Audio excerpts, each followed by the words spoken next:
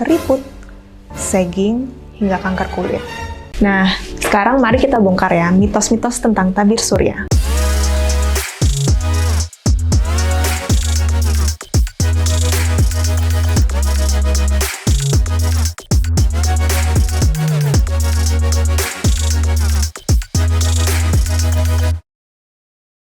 Hai Neo Cinggu, bertemu lagi dengan saya, Neo Regent Doctor, Dr. Atika.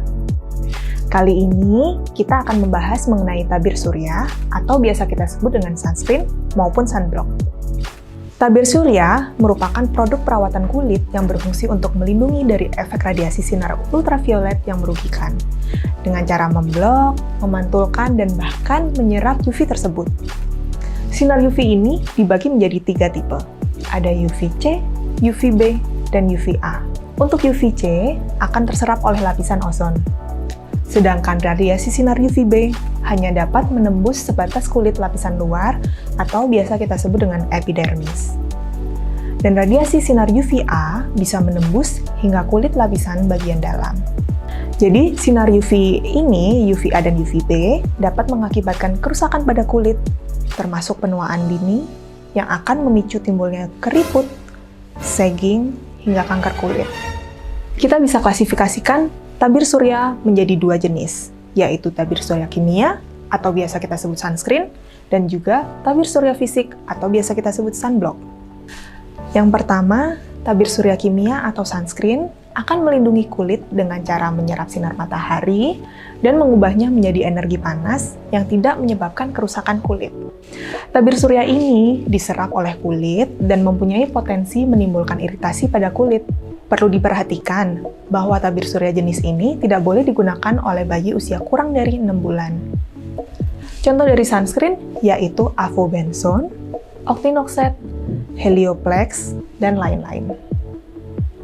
Yang kedua adalah tabir surya fisik atau sunblock.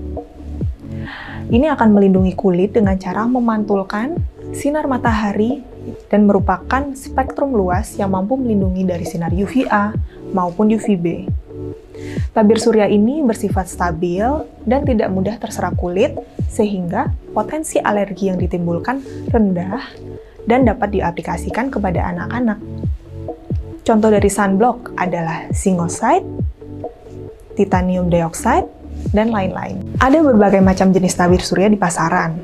Yang pertama dalam bentukan lotion. Kekentalannya ini rendah, tidak lengket, dan mudah merata pada kulit. Jadi akan cocok untuk kulit normal cenderung berminyak, dan juga kulit berminyak. Dan yang kedua, bentukan krim. Ini memiliki kandungan minyak dan emolien yang tinggi, sehingga cocok digunakan untuk kulit kering. Dan yang ketiga, bentukan gel. Umumnya bersifat water-based dan oil-free, sehingga memiliki tekstur yang sangat ringan dan mudah meresap. Jadi gel ini cocok digunakan untuk kulit berminyak ya. Dan yang keempat, bentukan spray atau semprotan.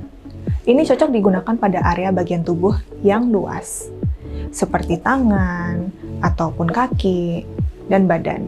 Dan yang kelima adalah bentukan stick.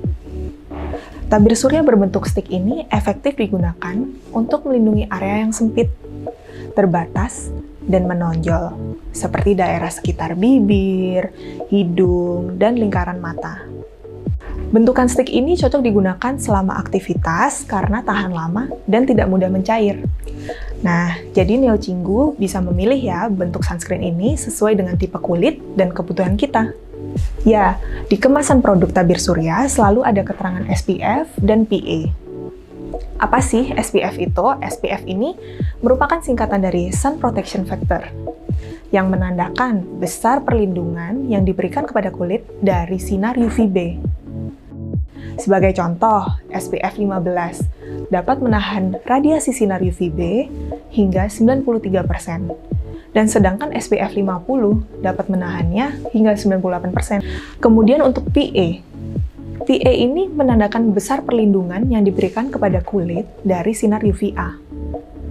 Contohnya, untuk PA3+ dan PA4+ ini dapat melindungi dari paparan radiasi sinar UV yang sangatlah kuat.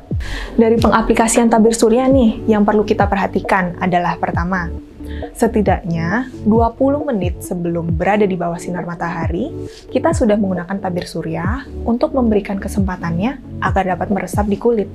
Dan yang kedua juga kita sangat dianjurkan untuk reapply, setidaknya setiap 2 jam sekali.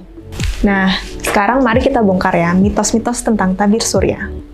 Mitos pertama, tidak perlu menggunakan tabir surya jika berada di dalam ruangan sepanjang hari. Padahal kalian bisa terpapar radiasi UV loh, meskipun berada di dalam ruangan terus-menerus. Biasanya radiasi didapat melalui kaca yang berada di dalam ruangan atau bahkan bisa di mobil. Kaca jendela bisa menyaring sinar UVB, tapi tidak untuk menyaring sinar UVA. Dan menurut penelitian, hingga 72% dari sinar UV masih dapat melewati jendela. Dan yang kedua adalah mitosnya, jika di dalam make up sudah terdapat kandungan sunscreen, maka kita tidak perlu sunscreen lagi. Nah, jadi beberapa produk seperti pelembab maupun make up sekarang sudah ada kombinasi dengan tabir surya SPF 15, yang dimana tidak sesuai dengan rekomendasi, yaitu SPF 30. Kemudian juga kebanyakan dari kita mengaplikasikan make up dengan ketebalan yang tidak tepat, sehingga SPF yang melindungi kulit juga tidak efektif. Maka dari itu, direkomendasikan untuk menggunakan tabir surya dengan SPF 30 atau yang lebih tinggi, terutama bila kita berada di luar ruangan atau melakukan aktivitas outdoor. Nah, jadi itu. Di video kali ini kita sudah membahas mengenai apa itu sunscreen, cara penggunaannya, dan tipe-tipenya. Sekarang, Neo Cinggu harus selalu ingat ya untuk menggunakan sunscreen. Jangan lupa subscribe channel kita untuk mengetahui banyak hal mengenai kesehatan kulit. Annyeong!